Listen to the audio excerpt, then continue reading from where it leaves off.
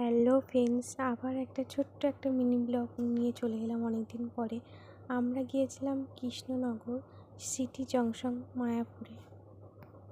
2-2.5 ঘন্টা পর অ্যাটলিস্ট আমরা টোটো ধরে এখন মায়াপুরের ধামের উদ্দেশ্যে রওনা হলাম।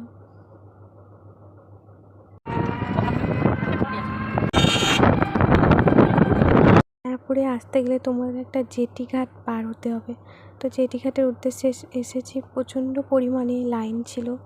তো আমরা যাওয়ার চেষ্টা করছি সামনেতে কীভাবে যাওয়া যায়। পরে আমরা একটা নৌকাতে উঠেছিলাম, দেখো কত সুন্দর লাগছে। তারপর এই নদীটা পার হতে হবে, আর ভিউটা দেখো কত সুন্দর। নদীটা পার হলেই অ্যাটলিস্ট মায়াপুর।